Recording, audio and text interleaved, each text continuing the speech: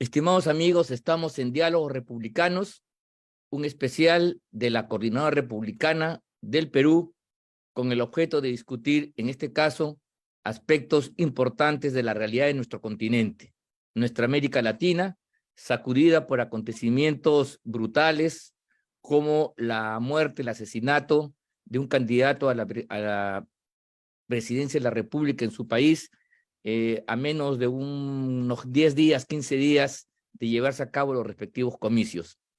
En esta oportunidad, para hablar de este problema y otros de la región, tengo el agrado de contar con la diputada, la parlamentaria Titania Áñez de Bolivia y don Francisco Santos, expresidente en el periodo de Uribe, en Colombia.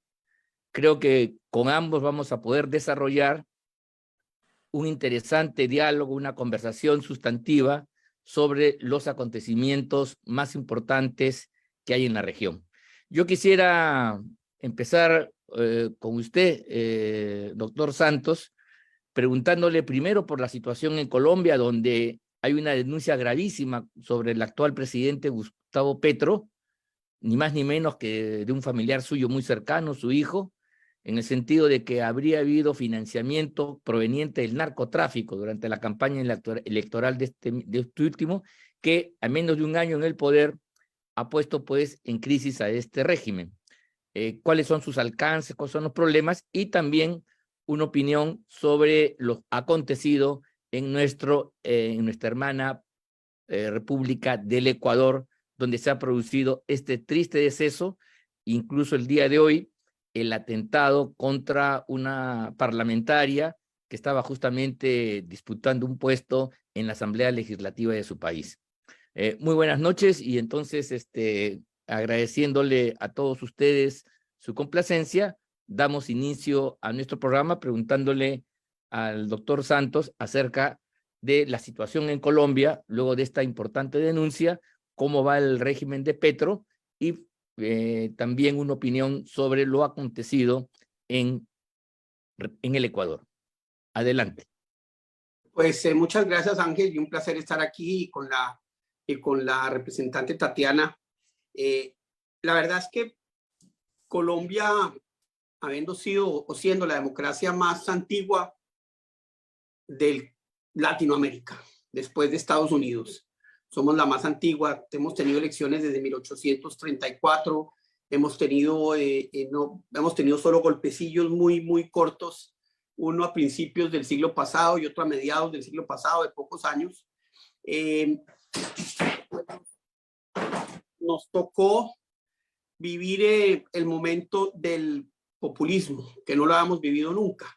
Nos habíamos salvado de ese estigma que ha tenido que vivir el continente. Y frente a este problema, pues hemos visto un presidente totalmente populista, un presidente que se cree el epicentro de la solución, un presidente que no escucha, un presidente que digamos tiene un imaginario sobre cómo funcionan las cosas que es totalmente distinto a la realidad, y ha generado una desilusión y una decepción inmensa en todos sus seguidores. Es el presidente que ha caído más rápido del 62% de aprobación a cerca del 33% en un año que cumplió precisamente esta semana, y que dejó y que ha demostrado pues con mucha certeza que una cosa es hacer oposición donde él era muy bueno y otra cosa es hacer gobierno donde él es muy malo. Y frente a las acusaciones, pues no es la primera vez que esto sucede. No nos podemos olvidar que el presidente Ernesto Samper en el año 94 estuvo financiado por el cartel de Cali. El narcotráfico es un elemento que siempre ha querido hacer política, y eso nos amarra ahorita al tema de Ecuador, porque creo que hay un elemento muy importante para entenderlo. Le va a quitar muchísima gobernabilidad. No sé si la verdad vaya a pasar nada distinto a todo el escándalo, porque el sistema protege muchísimo a los candidatos, a los presidentes. No es como el Perú donde se puede votar la destitución, ¿no? Es todo un procedimiento tremendamente tedioso y tremendamente lento. Eso le da estabilidad a los países. Creo que eso no es malo tampoco. Pero lo que sí es cierto es que los próximos 3 años del presidente Petro van a ser de una navegación de todas estas circunstancias de corrupción, porque este no es el único caso de corrupción, hay otros muchos. Este escándalo viene sumado al escándalo de su embajador en Venezuela y su jefe de gabinete que recibieron también dineros de otro lado. Entonces, pues es un gobierno que ya en un año está en un tremendo desgaste, que digamos, lo único que esperamos es que le genere inmunidad de rebaño a Colombia frente a estos gobiernos populistas de izquierda, y la verdad pues ha sido un fracaso rotundo y la gente está muy desilusionada. Ya de que ahí se vaya de la investigación a desprender algo como la destitución del presidente, su renuncia, la verdad no lo creo, no pasó en el 94 con Samper, no creo que vaya a pasar. Y eso, siendo triste, genera estabilidad por un lado, pero creo que la tarea para hacer es reforzar fuertemente el sistema electoral para que esos dineros no sigan corruptos, no sigan entrando a la política. Creo que eso es una tarea que le ha hecho falta a Colombia hacer, a los parlamentarios. Creo que eso es una reforma fundamental que no se ha hecho y que se necesita hacer. Frente al tema del candidato presidencial Villavicencio, pues, mire, Colombia vivió lo mismo en el año 89. Luis Carlos Galán fue asesinado por el narcotráfico. El narcotráfico ahí lo que hizo es mandar un mensaje: yo mando. Y es el mensaje que acaba de mandar en Ecuador. En Ecuador el narcotráfico ha crecido brutalmente en los últimos 10 años, los últimos 12, 13 años. Ecuador era un país totalmente tranquilo. Hoy es un país en donde, por ejemplo, Guayaquil tiene índices de homicidio que ya están cercanos al índice de homicidio que llegó a tener Medellín en la peor época de Pablo Escobar. Tiene carros bomba, tiene secuestros, extorsiones, cosas que no se veían en Ecuador. Y eso tiene que ver con el crecimiento del narcotráfico y con algo que afecta a todos nuestros países, todos, y no podemos dejarlo de lado, y es la mexicanización del negocio de la droga en América Latina. El cartel Jalisco Nueva Generación, el cartel de Sinaloa están desde México hasta Argentina, especialmente en la costa pacífica. Están muy metidos en el negocio del narcotráfico, utilizan organizaciones criminales en los distintos países, tienen un sentido de pertenencia en la política y se meten en la política. Lo que pasó este fin de semana, a 8 días de las elecciones con el candidato Villavicencio, es un mensaje claro y contundente que Ecuador tiene que entender, si no quiere acabar como un narcoestado, que es lo que Venezuela es hoy, que tiene que tomar decisiones rápidas, contundentes, que la política de abrazos y no balazos de López Obrador, lo único que genera ese apaciguamiento es que los narcos se tomen el Estado, se tomen la sociedad. Hoy en día México, el 30% de México es un narcoestado, y no estamos hablando de estados lejanos, sino muy cercanos a la capital. Allá el control de los narcos es absoluto en esas zonas. Y creo que el nuevo campo de batalla del narcotráfico en contra de la democracia en América Latina hoy se llama Ecuador. Todos los demócratas tenemos que salir a respaldar las medidas, los demócratas tenemos que apoyar la democracia en Ecuador, y pues lo que tenemos que enfrentar, porque esto va a pasar, no les quepa la menor duda, va a pasar en Perú, va a pasar en Argentina, va a pasar en Chile, va a pasar en Paraguay. En Paraguay ya mataron un fiscal que estaba en Colombia.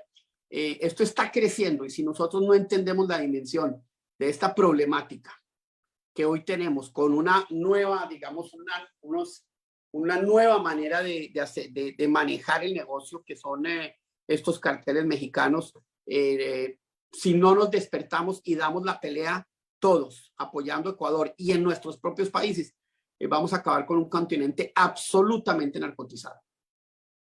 Bien, creo que es una primera apreciación muy importante sobre lo ocurrido en nuestra América, particularmente en Colombia. Esta denuncia remece sin duda los cimientos del gobierno de Gustavo Petro.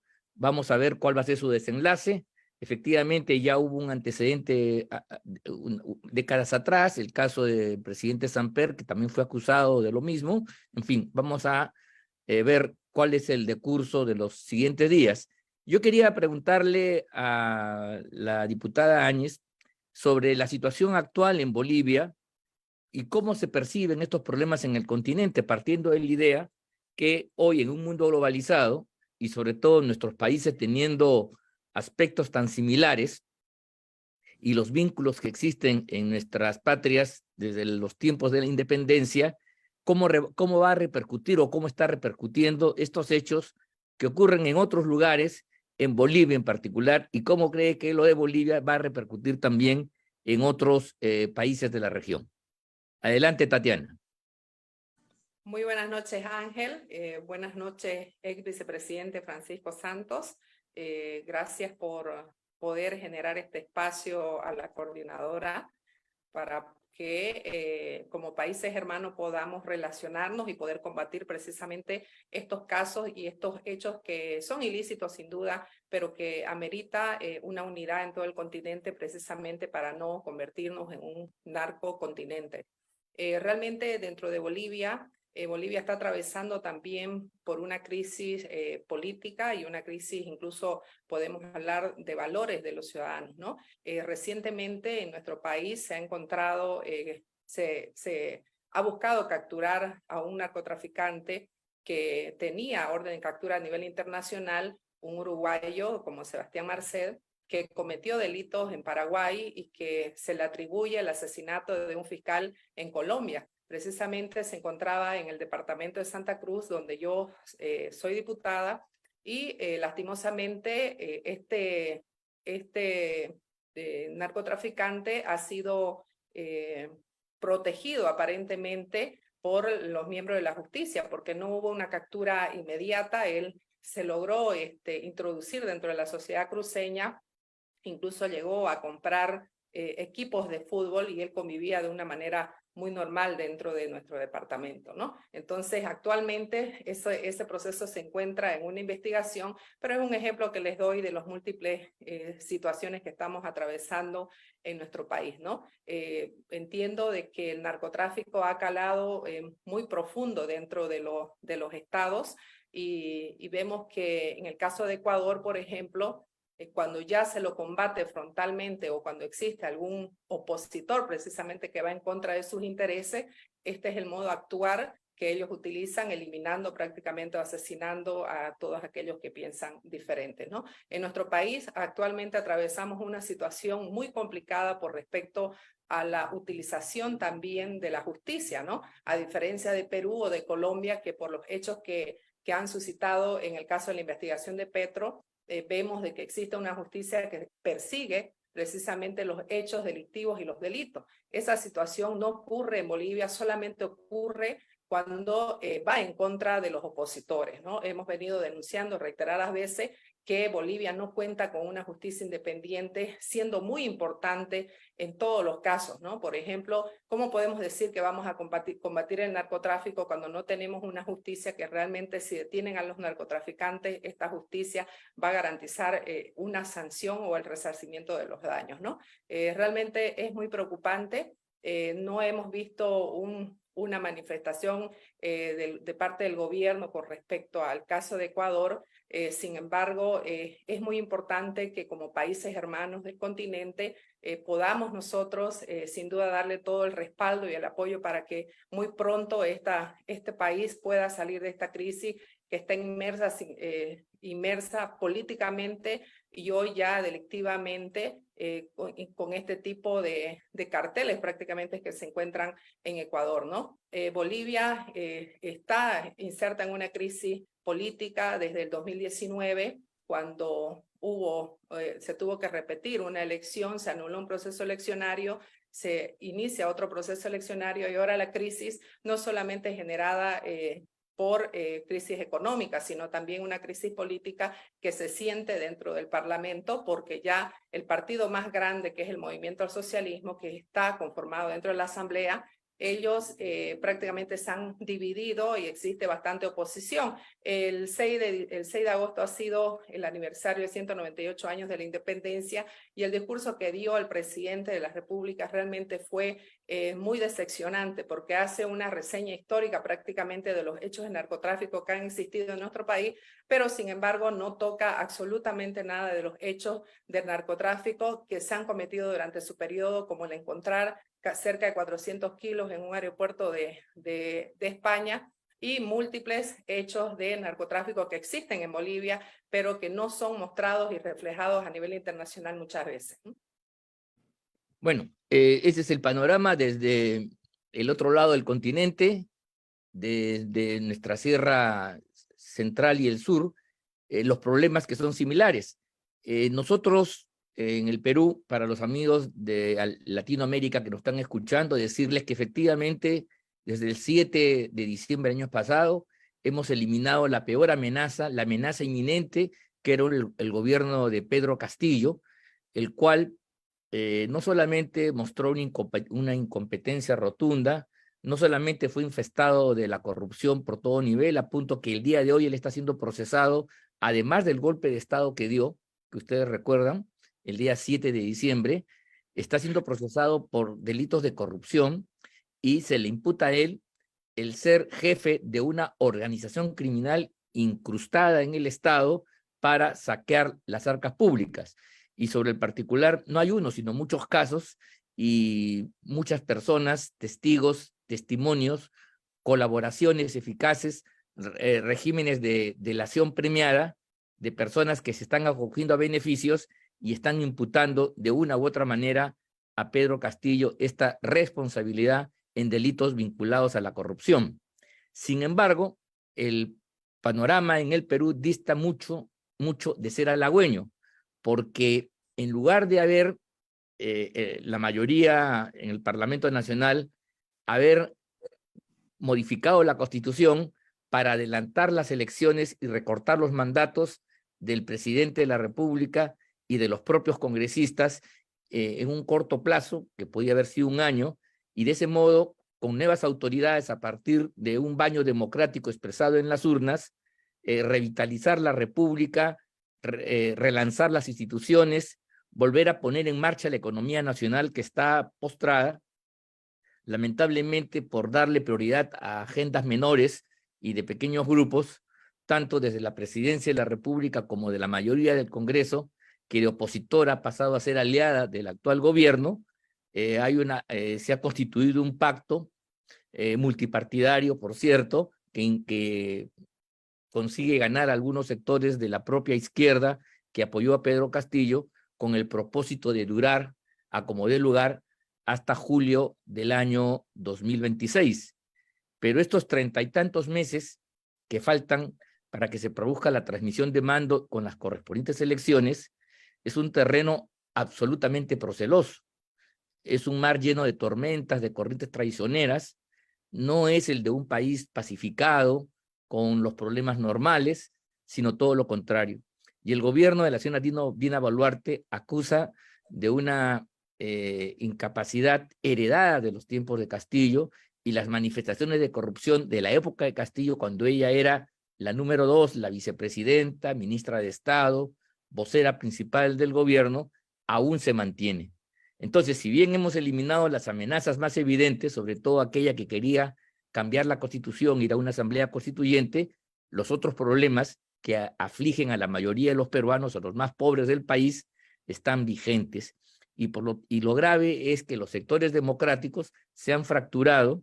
Esa unidad que hubo hasta el día 7 de diciembre del pasado año ya no existe más, y entonces se ha optado por el camino de transitar el desierto con todas las dificultades en un país súper crispado, como ya lo he manifestado, pero con herramientas sumamente precarias. Es navegar con una piragua, con una lanchita llena de agujeros y con una tripulación Nobel incapaz, que hace muy difícil y temerario esta aventura de durar todo este tiempo. En fin, vamos a ver qué sucede, pero vivimos una tensa calma y una profunda decepción, y entonces eso nos hace mirar los problemas del continente con la aprehensión, con la inquietud que todos ustedes comparten. Yo quería entonces preguntarle a don Francisco Santos, nuestro invitado por Colombia, que nos diga cuál va a ser el decurso del gobierno de Santos. Santos alzó un programa que fue exaltado por el Foro de Sao Paulo y que más o menos aquí Pedro Castillo levantó a su manera. la amenaza principal, ya lo dije, era cambiar las bases constitucionales de nuestra constitución histórica, ir a un Estado plurinacional.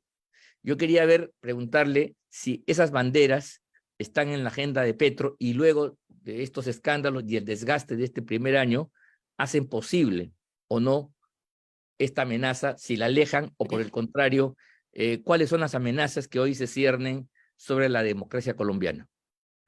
Pues mire, el presidente Petro llegó con una mirada de profunda... A ver, el populismo tiene una mirada hacia el Estado y hacia la sociedad que es primero egoísta y segundo unilateral. Y egoísta porque dicen yo tengo la verdad y la verdad mía es la única que vale, y unilateral es porque no permiten que nadie o que la discusión de los distintos aspectos de la posible o las posibles reformas que se den tengan otros elementos distintos a los que son impuestos desde el poder central o desde la presidencia. Usted ve, por ejemplo, lo que ha pasado en los distintos países en ese sentido, donde Maduro, donde Ortega, donde Petro, donde los Kirchner tienen, digamos, donde Castillo, aunque Castillo fue tremendamente inefectivo, Correa, lo que yo digo, lo que yo mando y lo que yo hago es lo que toca.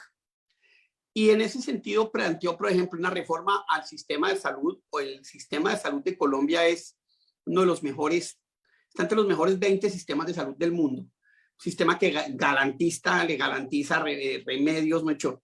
Un sistema que en América Latina el segundo está lejos.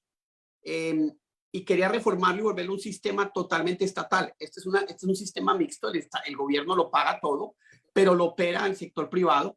Entonces hay eficiencias, y en ese sentido es una mezcla muy buena.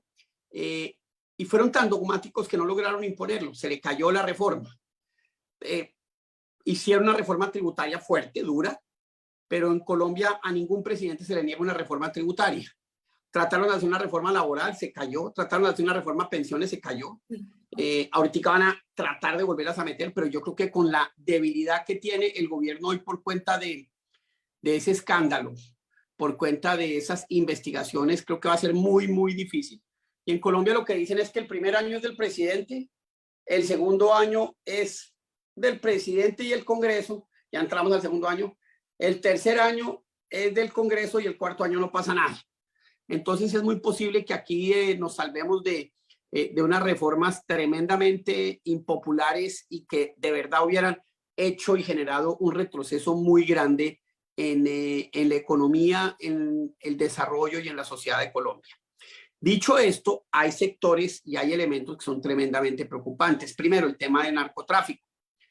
Hay una cooptación del narcotráfico, o sea, la mirada del presidente Petro hacia el narcotráfico es una mirada benevolente. La mirada del presidente Petro hacia las organizaciones criminales es benevolente. La mirada del presidente Petro hacia el ELN y las disidencias de la FARC es absolutamente benevolente.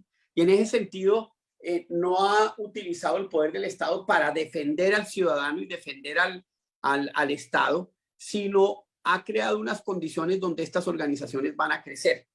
Y lo que podemos esperar es que en los próximos 3 años estas organizaciones adquieran muchos más poderes, sean mucho más violentas. El narcotráfico está creciendo de tal manera, y esto puede beneficiar a muchos de los países que tienen el problema del narcotráfico también. Hay tanta coca que está cayendo el precio brutalmente, entonces ya los campesinos tienen unos problemas serísimos para poder aguantar el precio, etcétera. Entonces, esta sobreproducción está generando un problema en la oferta, cosa que es bastante buena, quienes no estamos de acuerdo para nada con el negocio del narcotráfico. Pero sí vemos un desorden muy, muy grande en términos de la política de seguridad, que era una de las grandes conquistas que logramos nosotros. Colombia, ustedes saben que en el 2012 era un estado que estaba, a pesar de tener una democracia vibrante, era un estado donde la tercera parte del estado estaba controlada por la guerrilla, la tercera parte por los paramilitares y una tercera parte por las fuerzas del orden y del Estado. Y en 8 años logramos transformar ese país y devolverle a los ciudadanos la confianza, el futuro, el control territorial, y eso lo estamos volviendo a perder. Y yo diría que ese es el gran riesgo, el más grande riesgo que hoy tiene la democracia colombiana, porque pues sí, hay desconfianza total en materia económica, pero con un nuevo gobierno recupera la confianza rápidamente. Hay un proceso de desinstitucionalización que es muy grave. Construir instituciones se demora no mucho, destruirlas es muy fácil. Entonces, esa es la otra amenaza. Pero la amenaza más grave que creo yo hoy tiene la sociedad colombiana es esa mirada benevolente hacia las organizaciones criminales que les está dando espacio para crecer. Sí, en efecto, sin duda alguna, el gobierno de Petro en este año no ha acumulado, como tampoco acumuló Pedro Castillo, pero yo quiero hacer la salvedad que el régimen de Castillo era absolutamente incapaz, tan torpe que finalmente fue un fallido intento de cerrar el Congreso de la República y destruir las instituciones, que no fue obedecido por las Fuerzas Armadas y por ninguna institución, lo que finalmente precipitó su caída. O sea, el golpista terminó siendo expulsado, vacado, y con una votación muy amplia que incluso comprometió a sectores de la izquierda. Bueno, y finalmente pues el tipo está en la cárcel dando explicaciones por eso, además de la gran denuncia por corrupción que se le suma a la actuación golpista, a los delitos de rebelión y conspiración por los cuales también está siendo procesado. En el caso de Bolivia, nosotros en el Perú tenemos y seguimos teniendo un problema serio en la frontera sur. Me refiero con el departamento de Puno, que pertenece al altiplano, que comparte esta geografía conjuntamente con parte de Bolivia. Puno está muy cercana a La Paz, por cierto. Es una zona aymara, quechua, y por lo tanto ahí ha tenido un grado de predicamento la actuación de Evo Morales a través de instituciones como el RUNASUR, que quiere resucitar pueblos originarios, construir repúblicas quechuas y aymaras y fragmentar la idea de nación peruana que viene desde los tiempos de nuestra independencia. Y por lo tanto, la postulación de un Estado plurinacional que ya es una realidad en Bolivia, que es una realidad en Ecuador, gracias a los gobiernos de Morales y de Correa. En el Perú ha habido resistencia a eso, pero la manifestación es justamente este conflicto, esta zona de enfrentamiento. Algunos en el Perú consideran que hay una injerencia boliviana muy fuerte. Los grupos que ahí están en una actitud de rebeldía tienen lazos sin duda con Bolivia. Además hay un tráfico ilegal de comercio ilegal, de contrabando y de economía informal que es pasto de cultivo, caldo de cultivo para este tipo de cosas. Tatiana, ¿cuál es qué está pasando en Bolivia al respecto? Evo Morales continúa con su prédica, sabíamos que había una diferencia con el presidente Arce, cómo ha evolucionado este tipo de conflictos y la proyección de RUNASUR hacia el Perú sigue siendo una cuestión patente o no? Sin duda, la situación de los pueblos indígenas que atraviesa tanto Bolivia como Perú.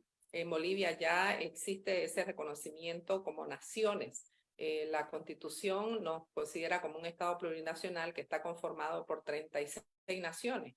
Y obviamente estas naciones ocupan territorio y dentro de estos territorios ellos tienen posibilitados constitucionalmente también a poder tramitar una autonomía de pueblos indígenas donde ellos se van a manejar según sus costumbres y sus usos y costumbres y también van a administrar sus propios recursos, ¿no? Es lamentable que este tipo de situaciones, que nace sin duda como un romanticismo para para las poblaciones y para los pueblos indígenas, después sin duda es utilizado por este tipo de gobiernos de izquierda donde ellos prácticamente lo corrompen todo, desde un proceso eleccionario de sus autoridades con la participación sin duda de el Estado dentro de ellos, ¿no? Están completamente corrompidos, amenazados, los mismos dirigentes que conforman estas comunidades de los pueblos indígenas, ¿no? Recientemente hemos visitado el pueblo ayoreo, donde es una comunidad que vive dentro de 7.000 metros cuadrados, dentro de un área que es urbana en el departamento de Santa Cruz, y vemos de que estas poblaciones, que es ayorea, tiene absolutamente todas las necesidades y carencias que el Estado, hasta la fecha de este Estado plurinacional, no le da ninguna condición, ni siquiera en saneamiento básico para poder desarrollar con normalidad como pueblo indígena, ¿no? Entonces, decirle al pueblo peruano que no se dejen engañar o confundir con este tipo de modificaciones a la Constitución, porque lo único que busca es perpetuarse en el poder y poder también y hacer que este tipo de poblaciones que ellos controlan puedan ocupar lugares importantes y espacios dentro de la Asamblea para después poder manipularlos, ¿no? Nunca la finalidad de este tipo de gobiernos es poder realmente solucionar las brechas que existen entre estos pueblos y la ciudadanía, ¿no? O en realidad cada estado, ¿no? Realmente para nosotros ha sido muy difícil. Este tipo de gobiernos ha desinstitucionalizado por completo el país. Los órganos del Estado ya no tienen ninguna independencia. Entonces, la injerencia que hay del órgano ejecutivo sobre los demás órganos del Estado es tremendo y se reflejan en absolutamente todo, ¿no? Si hablamos del órgano judicial, en todos los procesos judiciales, sobre todo cuando son en contra de opositores. Si hablamos del órgano electoral, se refleja en la utilización del Tribunal Supremo Electoral en los procesos eleccionarios para beneficiar al partido de gobierno, ¿no? Entonces, no existe ninguna transparencia, los ciudadanos no pueden acudir a ninguno de los órganos de manera directa para poder solicitar información porque también son perseguidos, ¿no? Realmente los problemas que existen entre Evo Morales y Luis Arce, el actual presidente, es una pugna interna, una pugna política que ellos tienen por quién domina el país en la actualidad, y esto se ve reflejado también dentro de las asambleas y Asamblea de Diputados y también dentro de la Cámara de Senadores, ¿no? Evo Morales en los próximos días, me parece que mañana, está visitando también Santa Cruz, está haciendo una gira al parecer por algunos pueblos y ciudades del país, precisamente para ser ovacionado por su militancia, por sus seguidores, contrarrestando también el accionar que hace Luis Arce, que sin duda entró con una promesa de mejorar la economía en el país, que atravesaba una situación muy complicada a raíz de la pandemia, pero que sin embargo está dedicado también no a solucionar los problemas de Bolivia, sino más bien a una pugna interna entre Evo Morales y quien domina el partido, ¿no? Realmente estamos en crisis política. Es preocupante, un Evo Morales que no aceptó nunca dejar el poder, utilizó un referéndum en el 2016 donde el pueblo boliviano le dijo no, utilizó un tribunal constitucional que le permitió nuevamente ir por cuarta vez a un proceso eleccionario y aún no conforme, después de haber renunciado, ha regresado al país con la venia obviamente de Luis Arce, para seguir ya en este caso no dejarlo administrar las arcas del Estado, no dejando trabajar prácticamente, y eso es lo que la población siente en todas las instancias, ¿no?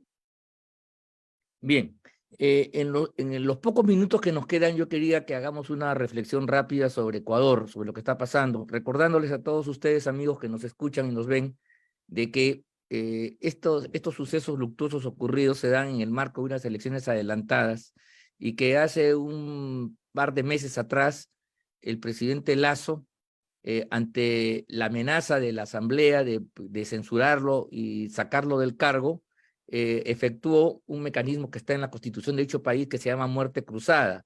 O sea, se cerró el Congreso, pero también puso su cargo a disposición. Él no está postulando y entonces las elecciones que vienen por delante son elecciones de tipo general, ¿no? Para el Parlamento y para la Presidencia de la República. Lo que yo quería conversar con ustedes es la muerte de Villavicencio, cómo va a afectar este proceso electoral que ya está a poco más de una semana. Todas las encuestas marcaban que el movimiento, el partido vinculado a Rafael Correa estaba encabezando las encuestas. La vez pasada también lo hizo con Arauz, recuerden ustedes. En esta oportunidad parece ser que hay una tendencia en ese sentido. Esta muerte va a cambiar o no los resultados. Yo quería ver si ustedes desde Colombia tienen una apreciación de los posibles resultados en Colombia, sobre todo a propósito de estos atentados que han causado la muerte de un candidato. Adelante, doctor Santos. Pues Ángel,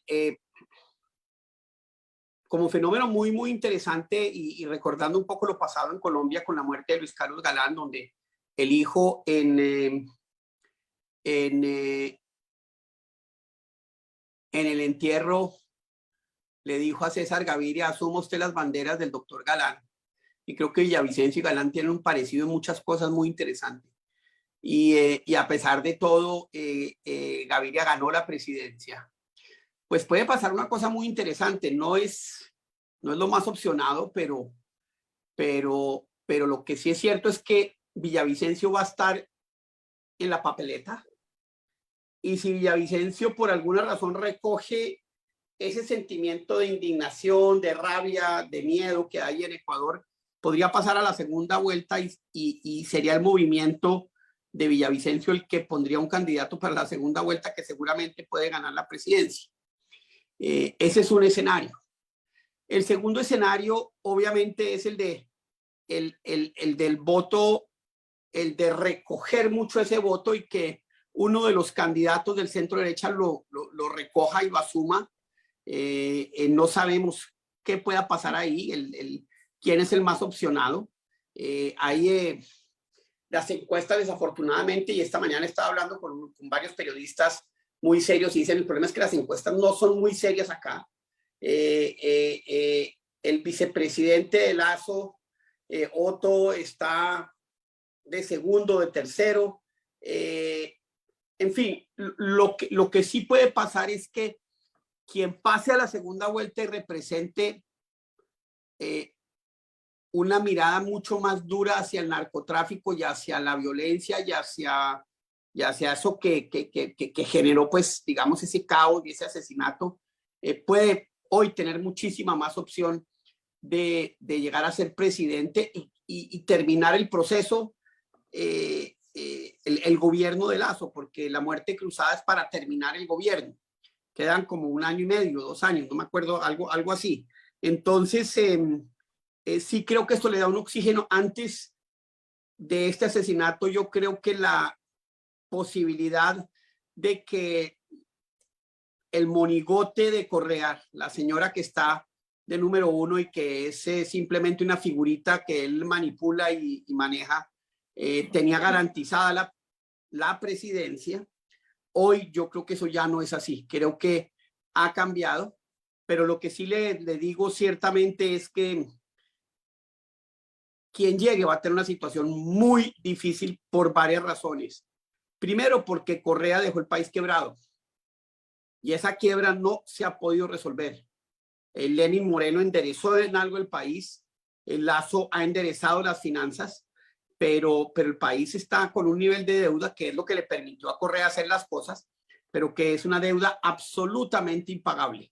Y lo segundo es que Correa, al abrir muchas de las cosas que hizo, entre otras la migración mexicana, la migración albanesa, llegó para instalarse como mafias del narcotráfico y son las que han generado ese crecimiento del narcotráfico. Esto es herencia directa de Correa y de sus políticas, y en ese sentido, pues esa amenaza también va a ser una amenaza que va a necesitar un trabajo muy serio, un trabajo muy costoso que hay que conseguirle recursos.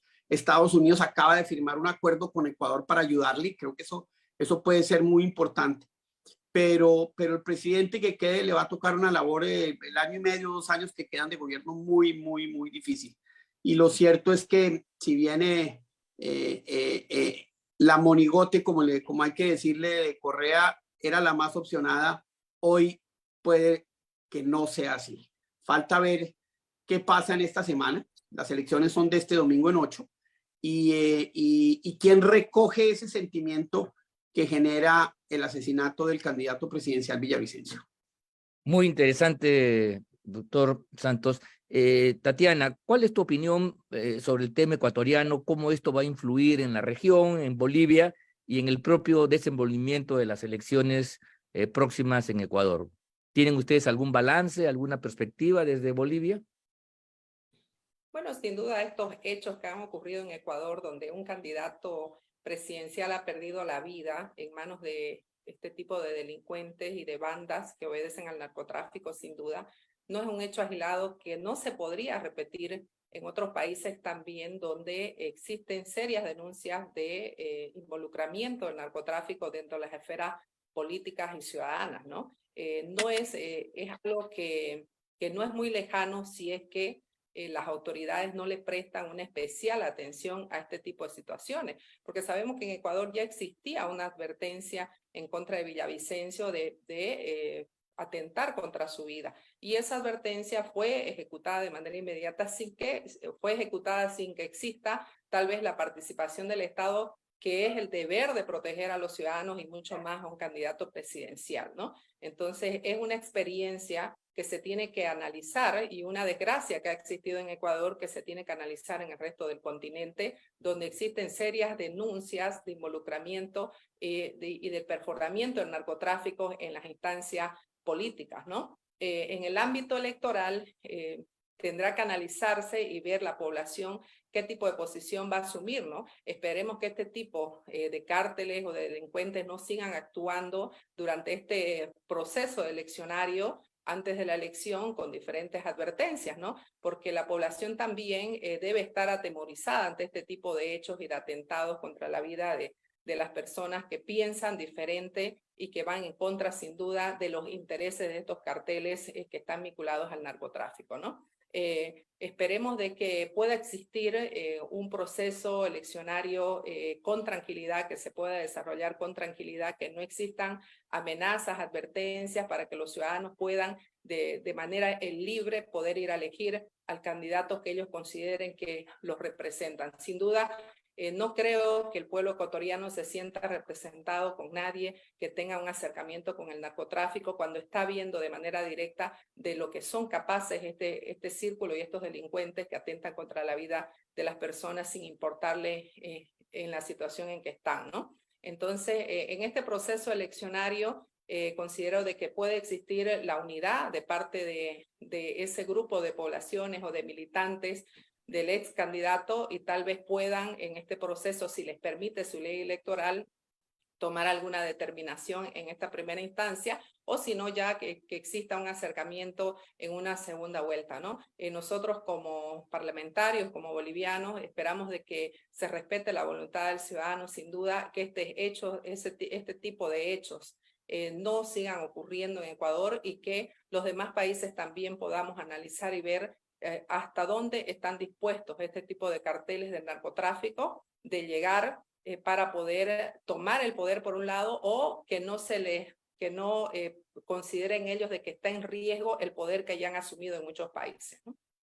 Sí, bueno, llegamos al final de este especial de la Coordinadora Republicana, Diálogos Republicanos, y yo quiero hacer votos a nombre de los participantes y, por cierto, en mi condición de latinoamericano, que quisiéramos de todo corazón que Fernando Villavicencio, como el Cid Campeador, el héroe mítico de España, ganara esta batalla después de muerto.